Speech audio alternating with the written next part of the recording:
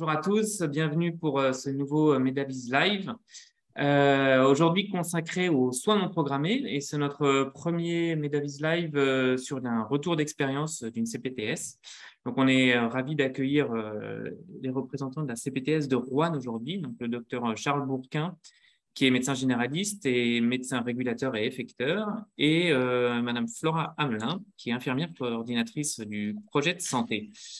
Avant de leur passer la parole, je vais vous mettre un petit peu à contribution avec un sondage pour savoir un petit peu qui vous êtes,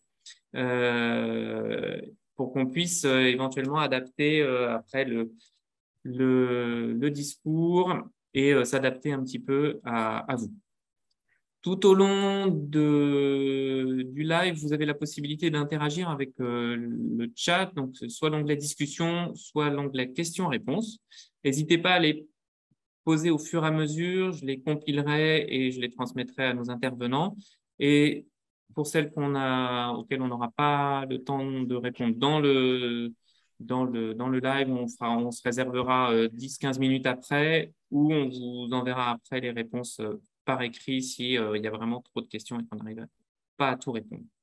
Voilà, maintenant je laisse la parole à Stéphanie, qui est la directrice générale de Medavis. À toi, Stéphanie.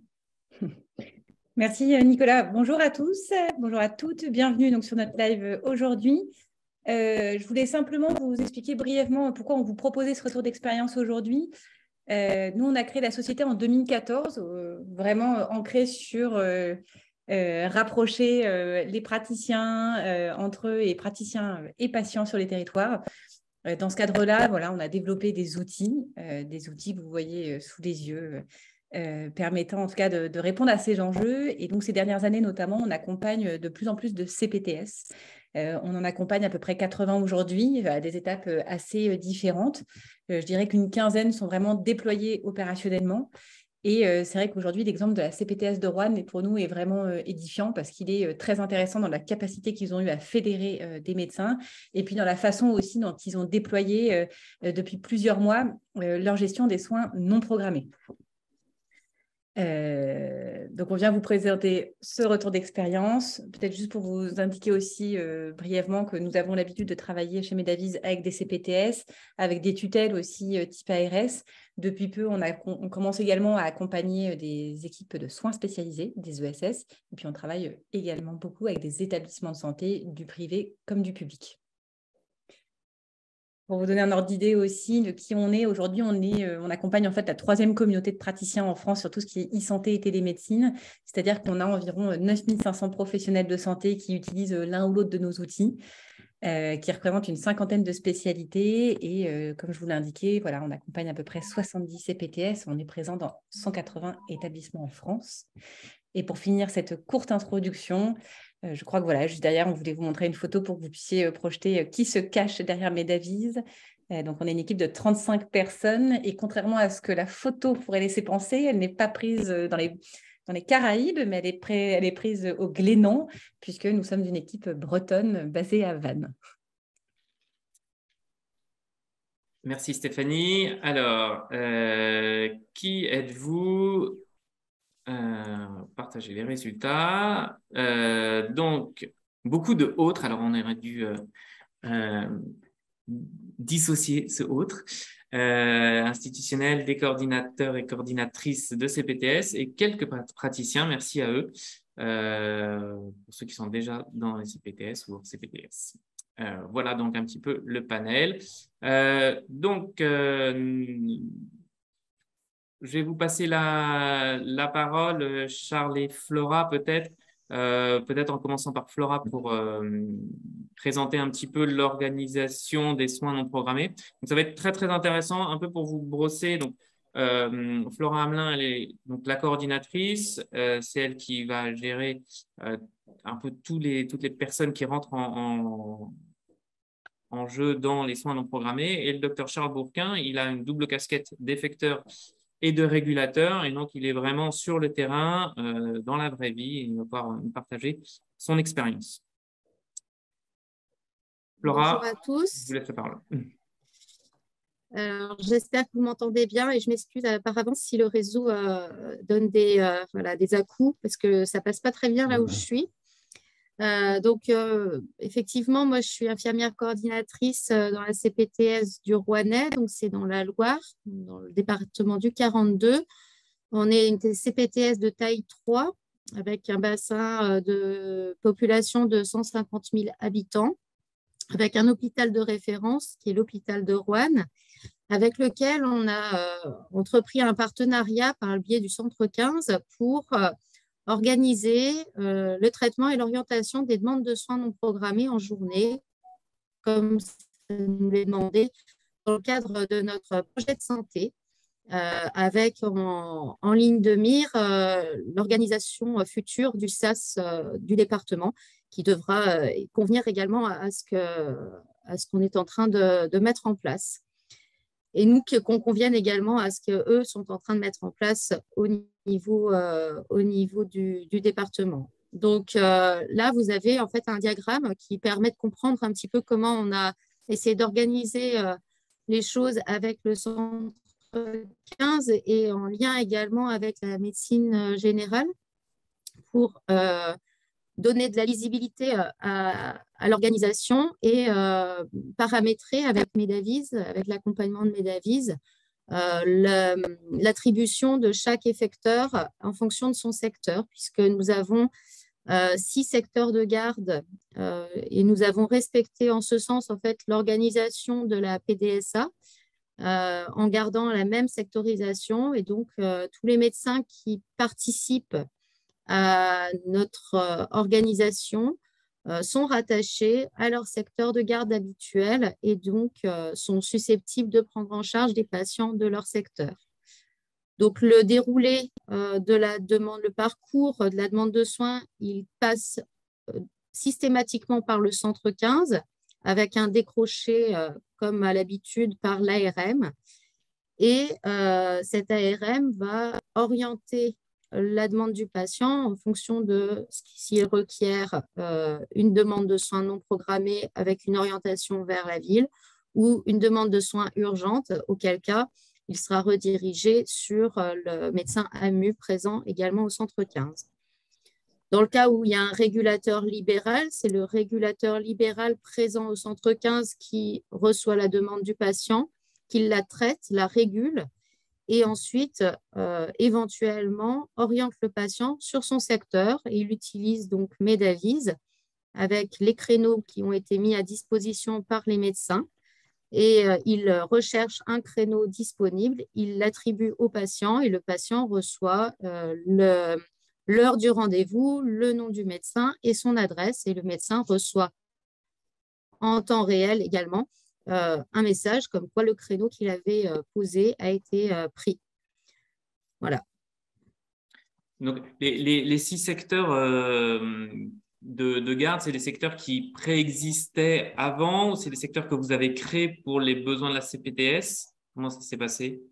Non, c'est des secteurs qui existent toujours. Ce sont les mêmes secteurs que ceux qui existent le soir de la garde de 20h à minuit. Comme ça, il n'y avait pas du tout de changement d'habitude pour les médecins et on garde une logique complète qu'on soit en journée ou en soirée. D'accord. Peut-être une question pour le docteur Bourquin. Comment est-ce que les praticiens se répartissent les rôles sur le territoire? Comment est-ce que vous vous organisez entre vous? Alors, moi, j'aurais tendance à rajouter quelque chose. Donc, bonjour, moi, je suis le docteur Bourquin, donc je suis installé depuis 20 ans sur Roanne. Donc, je participe effectivement en tant que médecin régulateur et médecin effecteur. Je fais de la régulation depuis 18 ans à peu près.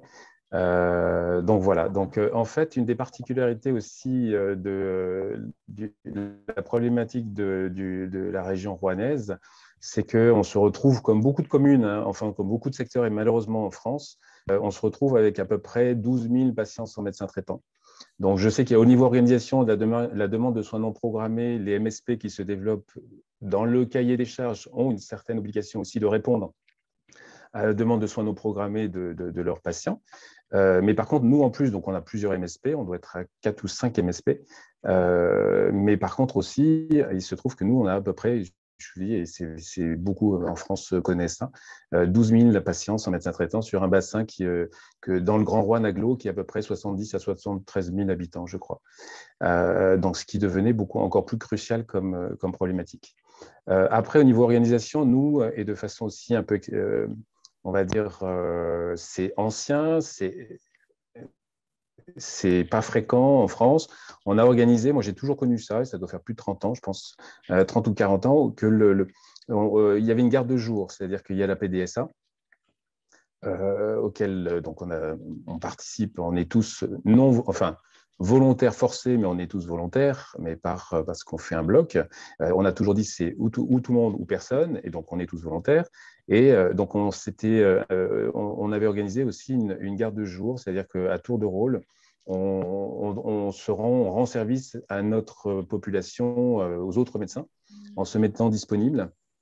Donc ça, je dirais que je vais en reparler tout à l'heure, parce que c'est peut-être un atout qui permet peut-être un peu plus facilement de développer une structure peut-être comme le SAS ou avec la CPTS comme un outil informatique comme Medavise. Donc voilà, à tour de rôle, ça a été décrié, mais ça a toujours été reconduit à l'Assemblée générale. On est à peu près, actuellement, on était 45, je crois, médecins sur le secteur. On a beaucoup perdu. Je pense qu'on est maintenant 38 à peu près médecins, dont 14 médecins régulateurs qui font à la fois de la PDSA et de la régulation.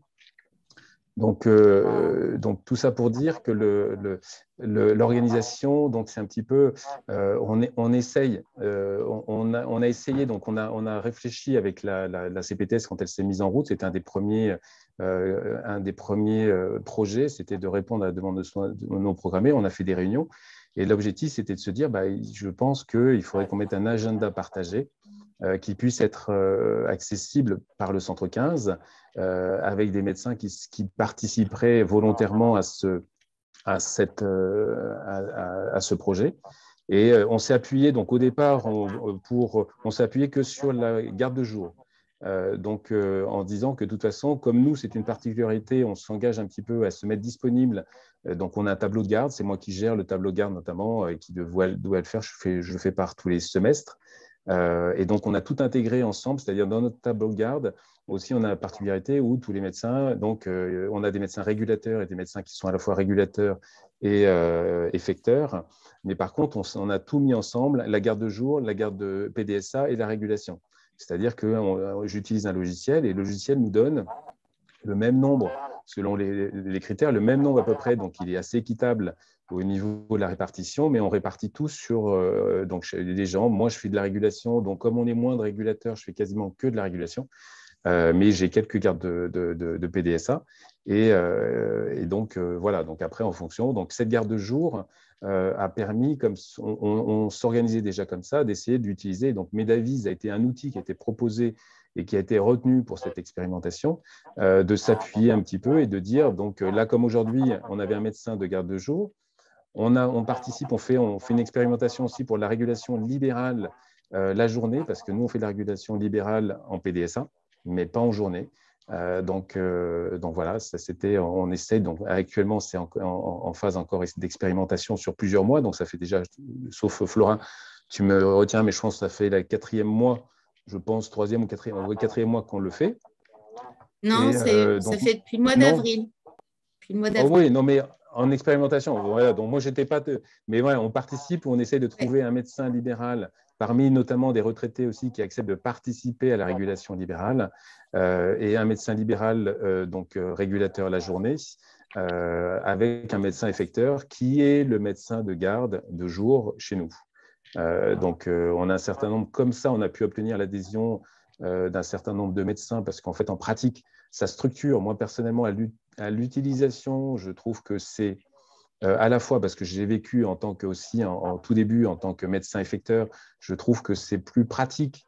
Donc un agenda qui se remplit plutôt que d'avoir l'appel des ARM qui sont très sympas, avec qui on a des très bons contacts, mais je veux dire d'avoir une gestion un peu, c'était au coup par coup, alors que là on a une visibilité sur à la fois notre agenda qu'on partage, ce que nous envoie le centre 15 et l'organisation. Donc si on est indisponible, Si on part sur une visite, on enlève des disponibilités, on en rajoute. Donc après, au fur et à mesure, en temps réel, et on n'a plus besoin on laisse des messages. Donc le type d'agenda, en tous les cas, Medavis est un outil. Je veux dire, moi, je ne suis pas là pour faire la publicité pour Medavis ou d'autres, mais c'est un outil comme un autre, comme d'autres qui existent, mais je trouve que l'agenda partagé est quelque chose qui est intéressant pour justement, et nous simplifie, à mon sens, nous simplifie notre garde-jour qu'on avait.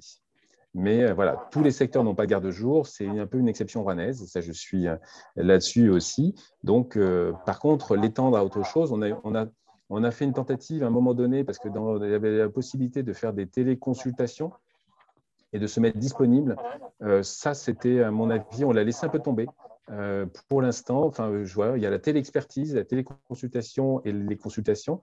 Et pour l'instant, s'il fallait choisir d'implémenter et d'implanter progressivement aussi les choses, on a fait le choix de l'axer plus sur la garde de jour et les consultations, et pas les téléconsultations, parce que c'est plus se mettre disponible potentiellement. Et on avait des créneaux, on l'a fait. Au début, moi, je l'ai testé aussi. Donc, on avait des créneaux qui n'étaient pas remplis. Et donc, en fait, on se mettait disponible, mais ce n'était pas rempli parce qu'il est passé. Alors que finalement, en consultation, les créneaux se remplissent assez rapidement parce que chez nous, enfin, quasiment tous les appels sont centralisés par de demandes de soins non programmés sont centralisés sur le 15. D'accord. Ce qui est hyper intéressant, du coup, c'est que vous avez pu faire évoluer votre demande, vos besoins, les évaluer et puis adapter vos prises en charge à ce qui fonctionnait mieux. Donc, Oui. c'est vrai qu'entre avril et maintenant, on voit que vous êtes aussi donné le temps de voir les différentes étapes et pouvoir évoluer. Une petite question pour Flora. Si vous pouviez donner peut-être, pour ceux qui nous regardent, les différentes étapes pour mettre en place le parcours de soins, pour mettre en place tous ces parcours de soins non programmés, quels ont été les événements marquants et les points à ne pas louper dans cette mise en place? Alors, le premier point, c'est de réunir l'ensemble des partenaires pour une réflexion collective autour de l'offre de soins et surtout de prendre un petit peu la température, je ne sais pas si c'est un bon terme, mais de ce qui se passe sur le territoire et d'identifier dans chaque secteur quelles sont les attentes des uns et des autres en ce qui concerne cette demande de soins non programmés. Nous, on a commencé en 2021 à mener une réflexion dans tous les secteurs. Donc, on s'est déplacé avec une grande thématique d'accès aux soins. Et donc, la question de la demande de soins non programmés a été posée systématiquement, qui nous a permis de comprendre les organisations et de comprendre qu'il y a des inégalités territoriales au sein même d'un même territoire de CPTS. Tous les secteurs ne sont pas organisés de la même manière et ça, c'est quelque chose dont il faut tenir compte pour proposer ensuite une organisation qui soit cohérente et qui soit lisible et surtout qui permette de susciter l'adhésion des professionnels de santé. C'est pour ça qu'on a commencé ensuite avec l'expérimentation sur des journées ciblées. Le choix de Medavis s'est fait puisqu'il proposait le système de l'agenda partagé qui était retenu par l'ensemble des partenaires. Et les premières expérimentations nous ont permis effectivement de comprendre comment est-ce que Medavis et l'organisation que nous étions en train de mettre en place allaient pouvoir convenir aux attentes des uns et des autres. Et c'est bien pour ça, en revenant sur ce que disait Charles, donc, la télémédecine a été testée en même temps que l'expérimentation dans un premier temps. Et maintenant, nous allons garder une expérimentation autour de la télémédecine, mais que nous allons dissocier de la demande de soins non programmés puisqu'elle ne correspond pas tout à fait au même projet.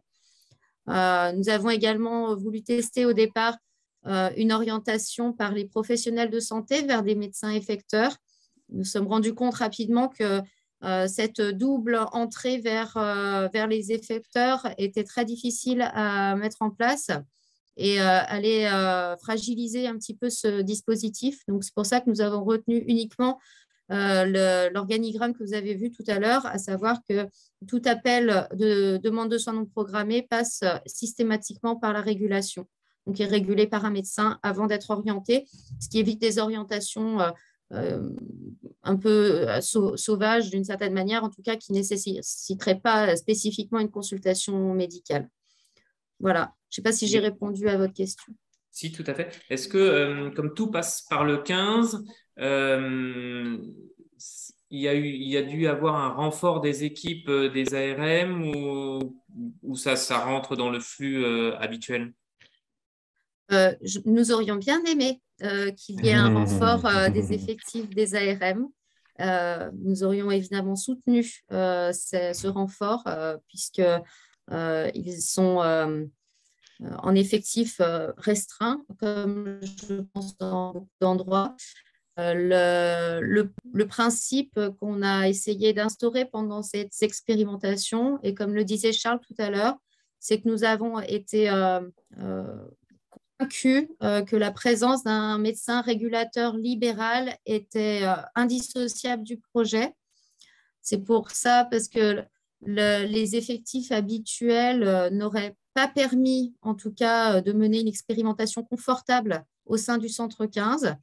Donc, la présence du médecin régulateur se fait de 8h à 13h les jours d'expérimentation, ce qui permet de décharger le médecin urgentiste AMU d'une partie des appels passés au centre 15, puisque du coup, l'ARM dispatche le patient en fonction de s'il requiert l'urgence ou la DSNP. Et moi, en tant qu'infirmière coordinatrice, pour les besoins de l'expérimentation, je me suis mise à disposition du centre 15 sur des journées complètes d'expérimentation pour accompagner l'orientation du patient par le biais de Medavise et ne pas impacter le travail des ARM qui est déjà très lourd quand il s'agit d'envoyer des ambulances ou des SMUR et que dans l'état actuel, leur demander cette charge supplémentaire de gestion d'une nouvelle page avec Medavise, c'était très compliqué. Alors moi, je rajouterais, je peux me permettre, je rajouterais quelque chose, c'est-à-dire qu'en fait, le constat était de se dire que si on veut qu'un agenda partagé, quel qu'il soit, puisse fonctionner pour améliorer un peu la démarche, la demande de soins non programmés, on ne peut pas, en tout cas dans le Rouennais, on s'est rendu compte, donc la partie centre 15 Loire-Nord, on ne peut pas s'appuyer sur l'équipe d'ARM, les AMU, l'infirmière d'accueil hospitalière, c'est pas possible, ça ne marchera pas. C'est-à-dire ces personnes-là, par rapport à leur boulot, ne pourront pas prendre le temps de saisir. C'est rapide, hein. Enfin, on l'a fait encore une fois avec Flora ce matin. C'est rapide, mais encore faut-il le faire et voilà, consacrer un moment. Donc effectivement, il faut un régulateur libéral et c'est là aussi où le bas blesse. C'est-à-dire que sans rentrer, on disait qu'il y a 12 000 patients sans médecin dans le Rouennais. On a fait un constat, semble-t-il, il y a une analyse qui a été faite, il manquerait 14 médecins généralistes dans le Rouennais pour que ça fonctionne. Donc là où le bas blesse, c'est qu'on fait trouver, et on est, je disais tout à l'heure, on est 14 médecins, 14 médecins régulateurs. Donc trouver des médecins qui délaissent, enfin qui acceptent de faire les deux, parce qu'on peut pas, si on n'est pas au cabinet, si on fait la régulation libérale, on n'est pas au cabinet, donc c'est très compliqué. Donc on joue le jeu là au niveau, mais après ça sera voilà le gros souci. C'est qu'on ne peut pas s'appuyer sur les structures. Il faut que des médecins libéraux fassent de la régulation libérale, mais on n'est pas assez nombreux actuellement pour pouvoir assumer, on va dire, de façon sereine, la demande qui va être aussi par rapport au SAS. Hein, j'ai vu passer des questions, mais par rapport au SAS, donc avec des opérateurs de régulation libérale la journée, je pense que nous, actuellement, on peut partiellement, on pourra peut-être répondre, mais en tout cas, au niveau expérimental, oui, on l'a fait, on a trouvé, et les effecteurs jouent le jeu de plus en plus. malgré tout, on n'aura pas assez de médecins régulateurs pour pouvoir faire les deux. Ce n'est pas possible. Enfin, ça sera compliqué. On en discute avec Flora. Il va falloir qu'on trouve des moyens, je ne sais pas, c'est moyens humains. Mais en tout cas, c'est le gros écueil, c'est le nombre. Et cette régulation, il y avait une question, je rebondis sur la localisation de cette régulation libérale. C'est au centre 15. Au centre 15. C'est le centre 15, donc elle n'est pas déportée, c'est au centre 15. Après, j'aurais tendance à dire, alors encore une fois, ce sont des médecins, et là c'est aussi notre particularité, c'est que par rapport aux autres secteurs, donc effectivement, Flora le disait, dans les autres secteurs, les 5 autres secteurs, puisqu'on est 6, eux, ils font un tableau de garde où ils font déjà, ils organisent que la PDSA. Ils n'ont pas de garde-jour, d'accord. Nous, on est à la fois, on fait régulation, PDSA, garde-jour. Et on a accepté de mettre tout ça dans le même, c'est-à-dire que en Assemblée générale, depuis ce temps, on a accepté que tout ça soit pris dans la même valeur. Donc, un médecin fera un peu plus de garde-jour éventuellement, un peu plus de machin. Donc, c'est la même valeur pour l'ensemble du travail, de la participation collective. Mais il est bien évident, et on en discute dans tous les secteurs, un médecin qui a déjà son tour de garde en périphérie, qui a déjà son tour de garde bien chargé, lui demander de participer à la régulation, qui est une charge supplémentaire, c'est aussi problématique. Ce qui limite, non pas, on a des médecins qui ont été formés à la régulation, qui pourraient, mais par contre, voilà, c'est de dire, ça leur rajoute. Notre mode de fonctionnement permet notre organisation actuelle permet de répondre et de pouvoir avancer par rapport à ça. On n'est pas suffisant parce qu'on manque de 14 médecins généralistes dans le Rouennais, mais voilà, mais sinon, je pense que si on veut vraiment, c'est après les autres secteurs à eux. On proposait éventuellement que les autres secteurs, en disant que ceux qui voudraient participer à la régulation, peut-être que dans ces cas-là, c'est un travail collectif et c'est une aide collective qui donne avoir un peu moins de garde, essayer. Mais bon, pour l'instant, ce n'est pas acté, ce n'est pas décidé et c'est à chaque secteur de décider. Je vais me permettre, Nicolas, de prendre la parole à ce stade. Je vois pas mal de questions qui sont à côté. Je fais une petite parenthèse. Il y a plusieurs questions sur Medavise. Je vous fais la parenthèse à ce stade. Oui, l'outil gère tout ce qui est routage téléphonique, téléconsultation, téléexpertise, télésoins, agenda partagé, etc. Et donc, on sera ravis d'échanger avec ceux qui sont intéressés pour en savoir un petit peu plus. Et après, il y a beaucoup de questions très concrètes pour vous, Flora et Dr Bourquin, notamment concernant la rémunération. Des questions, si vous pouvez préciser un peu, voilà, tout ce qui est comment sont rémunérés les médecins régulateurs, comment est-ce que ça a été négocié, et puis après, même des questions quasiment logistiques, combien de créneaux de consultation de SNP sont réservés par jour par l'effecteur, et voire même si vous avez une recommandation sur combien de médecins régulateurs pour 60 médecins et 80 000 habitants. Qui commence ? Moi, je peux répondre simplement pour la CPTS, parce que peut-être que c'est… Alors, pour la rémunération, je comprends peut-être pas complètement la question, mais dans le cadre de l'expérimentation, ce que la CPTS a mis en place pour les médecins adhérents, c'est d'indemniser leur participation à hauteur de 75 € par journée pour le médecin effecteur. Nous avions également convenu d'une enveloppe pour la partie régulation libérale qui était indemnisée 90 € de l'heure, donc ce qui faisait une enveloppe de 450 € pour les 5 heures de régulation. Et ensuite, dans le cadre de la mise en place du SAS et avec les mesures d'été, cette régulation libérale maintenant est prise en charge au même titre que la régulation PDSA. Donc, les régulateurs qui interviennent de 8h à 13h sont inscrits sur le tableau des régulateurs sur le même fichier en fait que la régulation PDSA sur Ordigarde. Par la CPAM. Comment ? Par la CPAM. Par la CPAM, voilà. On est réglé. La CPTS continue à indemniser les 75 € pour tous les médecins qui laissent des créneaux de consultation dans la journée. On estimait que c'était une compensation également des créneaux qui auraient éventuellement été mis à disposition, mais qui n'auraient pas été pris par les clients, puisqu'on n'assure pas que tous les créneaux été mis par les médecins seront d'office pris par les patients. Ça dépend des jours et du volume d'appels passés au centre 15. Et pour compléter, puisque ça fait partie des mesures phares de l'été qui ont été reconduites jusqu'à nouvel ordre, dans le cadre de notre expérimentation, nous rentrons dans le cadre de la loi Braun, à savoir que ces appels qui passent par le centre 15 sont régulés et orientés vers la ville et donc donnent lieu à une majoration de 15 € pour la consultation avec la cotation SNP pour des patients qui ne sont pas de la patientèle habituelle des médecins et donc qui donnent cette majoration maintenant qui est complète, que le patient soit de la patientèle ou hors patientèle. C'est juste la lettre clé qui change, mais là, Charles, je pense que tu connais mieux que moi la lettre. C'est MRC ou un truc comme ça? Non, c'est SNP. Et il n'y a plus de MRC. Non, MRT. Il y avait MRT. Non, MRT, c'était pour les patients suivis par le médecin. Oui, c'est ça, mais il faut continuer MRT ou pas? Si, on peut le faire les deux. Les deux cohabitent, c'est la même valeur. C'est la même valeur, c'est ça. Si c'est un patient, un de tes patients, tu cotes MRT. Si ce n'est pas un de tes patients qui est intéressé par le 15, c'est SNP. Voilà, c'est ça. Voilà. Donc, voilà.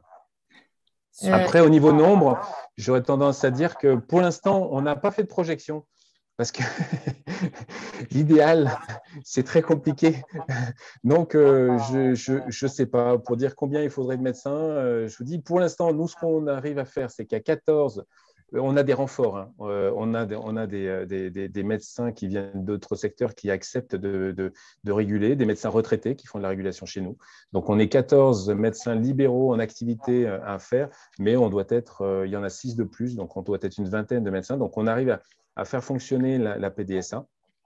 Donc, sur tous les créneaux de la PDSA, il y a un médecin régulateur. Donc semaine et week-end. Par contre, effectivement, ça c'est une charge supplémentaire. Donc, combien il en faudrait? Après, il faut peut-être qu'on aura besoin plus de médecins retraités, effectivement, faire appel à eux. Pour l'instant, on n'a pas. Enfin, il y a des campagnes de recrutement. Hein. Moi, je vois un peu. Je fais partie de la FARLA aussi. Donc, la FARLA, c'est l'association la fédération qui regroupe toutes les associations de régulation au niveau région Rhône-Alpes-Auvergne.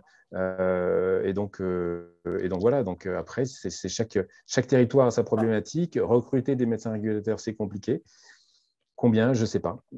Il faut, pour l'instant, en tous les cas, nous, pour au niveau expérimentation, on arrive à tenir le coup. Après plus, c'est un choix. Il va falloir faire des choix. Après, bon, d'un côté, ce que je disais, c'est moi, je suis médecin aussi, maître de stage. Donc, j'accueille des niveaux 1 et des SASPAS. Donc, quand j'ai les SASPAS, ça me laisse un petit peu plus de temps. Donc, aujourd'hui, c'est mon interne qui travaille au cabinet. Donc, je vais le retrouver ce soir. On va débriefer ce soir. Mais peut-être qu'on va pouvoir accéder, on est pas mal de maîtres de stage aussi dans le Rouennais, peut-être qu'on va pouvoir accéder avec ces praticiens maîtres de stage pour essayer peut-être de les faire participer. Voilà, ça va petit à petit, ça avance, mais c'est… Et j'avais vu une question, rapidement passée, l'interfaçage entre, on en parlait avec Flora, donc Medavise et le SAS, pour l'instant, il n'y a pas d'interfaçage. C'est en cours. C'est en cours. Mais je vais me permettre de préciser la réponse si vous m'autorisez. Ah bon, allez-y. Ça y est, voilà, comme ça, je vous livre les infos. Mais en fait, ça y est, l'intégration technique, elle est faite. Elle est faite depuis fin septembre ou début octobre. Et on est actuellement dans ce qu'on appelle la phase de recettage. Donc, on est dans les tests avec l'équipe technique du SAS et nous. Et donc, dès que cette phase de recettage confirme qu'on peut l'ouvrir, nous l'ouvrirons. Je me permets simplement de rappeler aujourd'hui que le SAS, nous, on suit le planning de développement du SAS. Pour l'instant, ce qui est opérationnel sur le SAS, ce qui est opérationnel chez eux, c'est la consultation des créneaux disponibles. Donc, nous, c'est ce qu'on va ouvrir dès qu'on a leur go, dès que la phase de recettage est terminée. Dans un deuxième temps, je n'ai pas encore la temporalité, j'en saurai plus mi-décembre, il y aura la pause de rendez-vous. Mais voilà, il faut bien avoir en tête que le SAS aussi, ils avancent en parallèle de nous, de manière progressive, avec beaucoup d'éditeurs à intégrer. Et donc, la première chose qui va arriver, c'est la consultation des créneaux de dispo. Alors, j'ajouterai une chose par rapport à une question que vous avez dit. Le nombre, vous avez parlé du nombre, je ne sais pas, nombre. Là, actuellement, et c'est peut-être aussi ce qui marche, c'est qu'on n'impose pas de nombre de créneaux horaires disponibles aux médecins de garde. par définition, enfin, si la garde de jour, nous, ça impose une certaine disponibilité. C'est-à-dire que normalement, on avait réduit. Avant, on était de garde de jour de 8 heures à 20 heures. Donc, voilà. Maintenant, c'est différent. C'est-à-dire qu'on a limité depuis un petit nombre d'années déjà. On a limité à 2 heures le matin et je crois 2 heures l'après-midi. Ce qui fait que donc, les médecins, par contre, ont la liberté de mettre, certains vont jouer le jeu complètement et vont mettre tous ces créneaux là disponibles, d'autres seront… Donc voilà. Et pour l'instant, parce qu'on voulait, nous, de toute façon, libérer le nombre de demandes pour la PDSA le soir, décharger la PDSA le soir, et pour l'instant… Sauf tu me dis, Flora, mais je ne crois pas qu'on se soit trouvé en défaut de place non disponible pour les médecins en ayant rempli toutes les plages disponibles des médecins effecteurs de jour et d'avoir la réponse de dire écoutez, vous attendez. Pour l'instant, quand la phase au niveau des jours d'expérimentation, je ne crois pas. Je crois qu'on a pu… Oui, vas-y.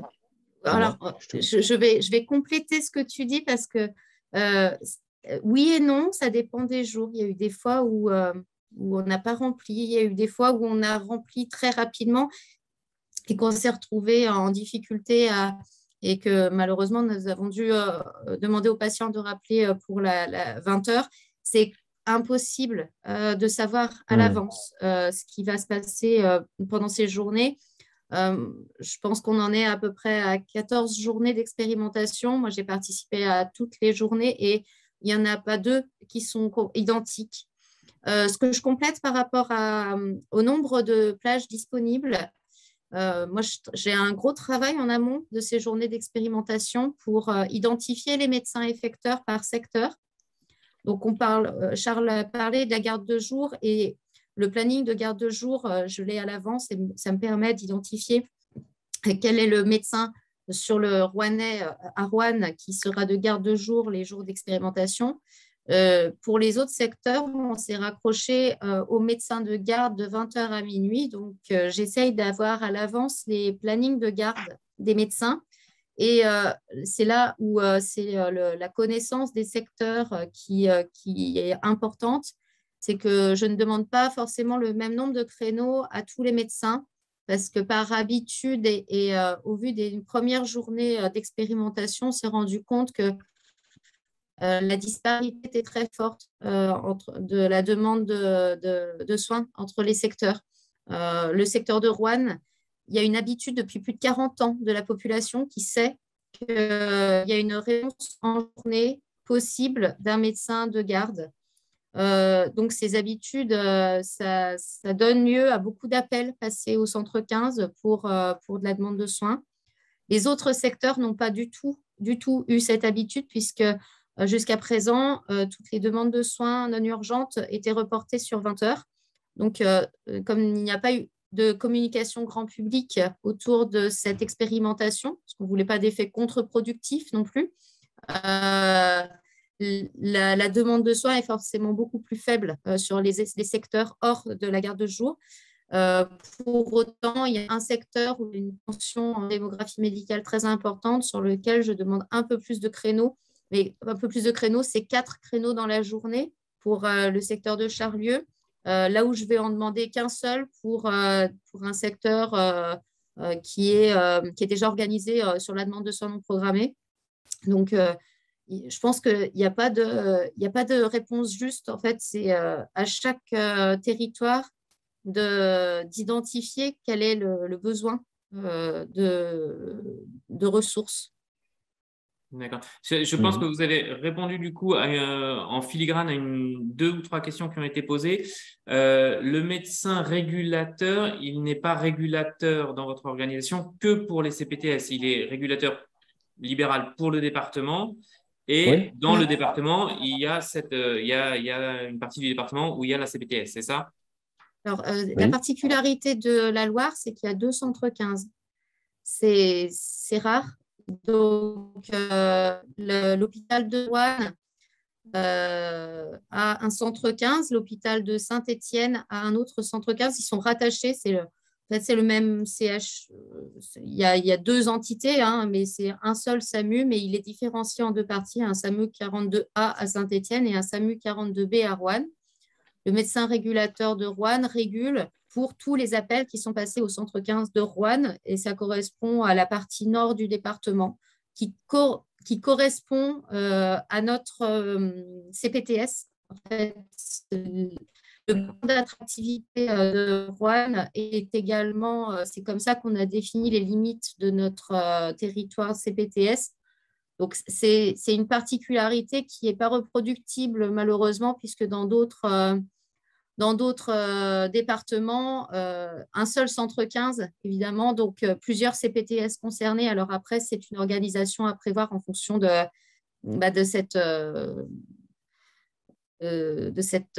particularité-là. Enfin, je pense que ce serait difficile de reproduire notre modèle à l'identique parce que c'est assez particulier.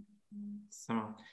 Une question peut-être pour le docteur Bourquin. Est-ce qu'il y a une demande systématique aux médecins traitants avant le positionnement sur un créneau de soins non programmés et comment est-ce que ça se passe? Et est-ce que du coup, il n'y a pas un risque que les patients ne demandent même plus à leur médecin traitant, mais appellent directement les soins non programmés de la CPTS?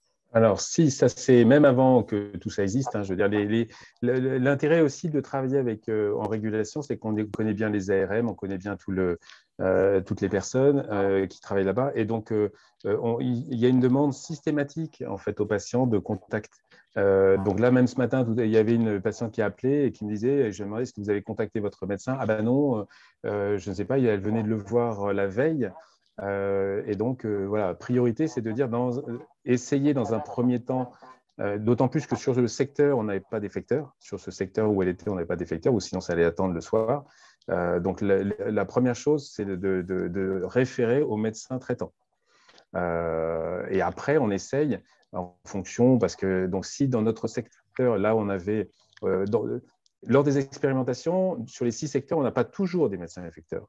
D'accord. Donc, mais si on a un médecin infecteur disponible qui participe, et dans ces cas-là, et que le médecin traitant pour X raisons ne peut pas, là, on oriente les choses. Mais c'est la réponse, la première réponse, c'est toujours le médecin traitant. Que ça soit en PDSA ou même voir est-ce qu'il a été contacté, qu'est-ce qui a été fait avant, et puis est-ce que ça peut attendre le lendemain. Donc, on essaye.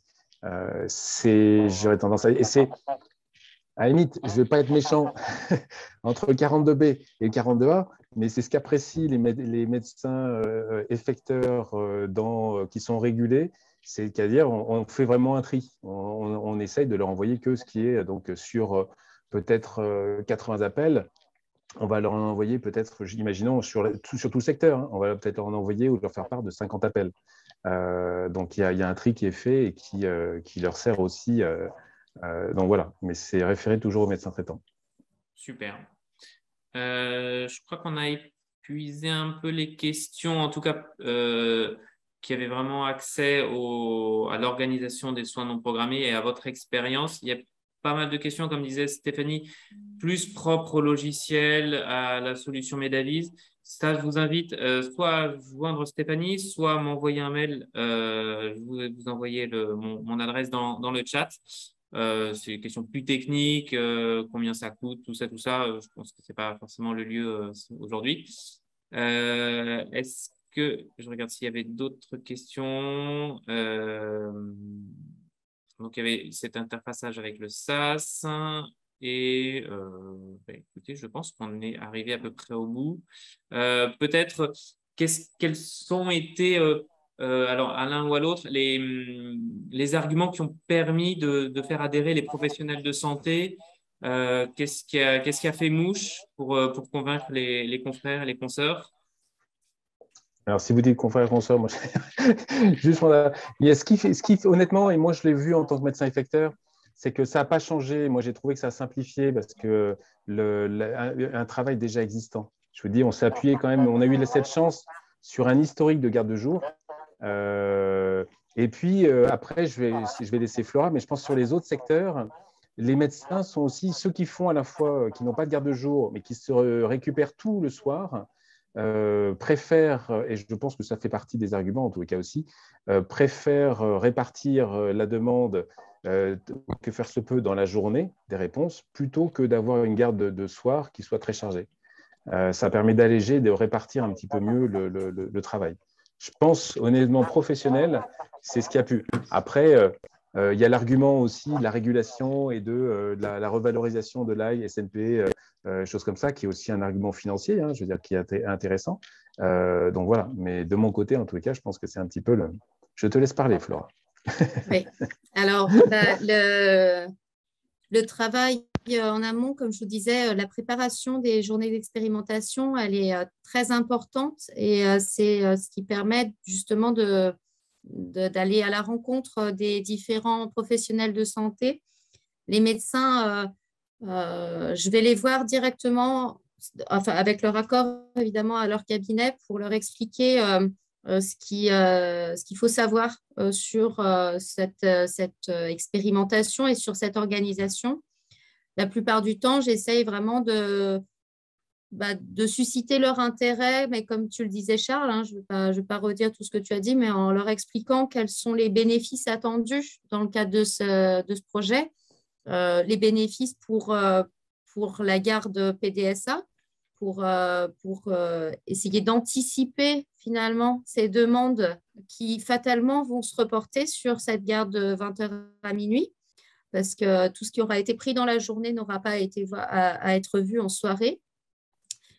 Donc ça, c'est un intérêt en tout cas, c'est quelque chose qui suscite l'intérêt des médecins, parce que tout le monde trouve que ces gardes sont lourdes à gérer, et donc que les décharger un minimum, c'est intéressant. Et après, la valorisation des actes par la SNP, là, sur les dernières semaines, a été également un levier intéressant, puisque les médecins à qui j'en ai parlé étaient plutôt satisfaits, en tout cas, de cette revalorisation de l'acte de soins non programmés. Et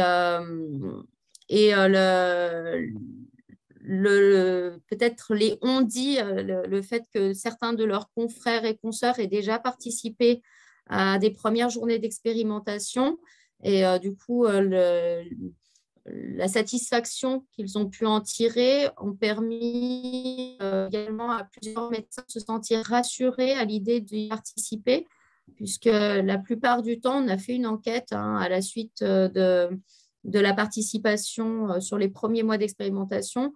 Les retours sont globalement très positifs, dans le sens où cette lisibilité, comme tu le disais, Charles, tout à l'heure, sur la prise des rendez-vous dans la journée, c'est-à-dire que le médecin organise sa journée un peu à l'avance, il sait quels créneaux vont être mis à disposition. Il n'est pas appelé au fil de l'eau à tout venant pendant une consultation pour prendre un rendez-vous, et il voit en temps réel comment sa journée est en train de se remplir. Et il y a un sentiment de fluidité qui nous a été retransmis, et donc qui permet à de nouveaux médecins. Là, on a plusieurs nouveaux médecins qui ont accepté d'y participer. Et je pense que c'est suite à ces différents retours qu'ils ont accepté de le faire. C'est sur cette aussi juste une chose. Oui. Quand on transmet aussi, l'outil permet aussi de laisser des messages au médecin, puisqu'on prend le rendez-vous, on lui explique le pourquoi du comment. Donc voilà, le médecin n'est pas uniquement sur une fiche avec de patients, il sait pourquoi on l'envoie, et éventuellement, s'il y a une petite problématique à gérer, on peut lui signaler. Super. Bon, sur cette note d'optimisme et je vais repasser la parole à Stéphanie pour le mot de la fin. En tout cas, merci infiniment pour votre participation, toutes ces réponses très claires. On reprendra toutes les questions, on y répondra par écrit, on vous enverra pour simplifier, parce qu'il y a pas mal de choses. Voilà, Stéphanie, je te laisse le mot de la fin. Oui, pour conclure, donc merci beaucoup au Dr Bourquin et à Flora d'avoir accepté en tout cas de partager leur expérience. Si je devais juste retenir deux choses que je voudrais quand même partager et qui vont dans le sens, en fait, nous, de l'expérience qu'on a avec les autres CPTS qu'on accompagne, il faut vraiment avoir en tête, je pense, la politique des petits pas. C'est-à-dire que vous avez tous le schéma cible idéal, et on se rend bien compte qu'il faut accepter d'y aller par étapes, parce qu'il y a quand même un sujet principal, enfin deux sujets qui sont à la fois de la disponibilité des professionnels de santé et prendre le temps aussi de les fédérer. Et donc, par exemple, nous, dans le cadre de Rouen, ce qu'on a trouvé extrêmement intéressant cette année, c'est ce principe des journées d'expérimentation.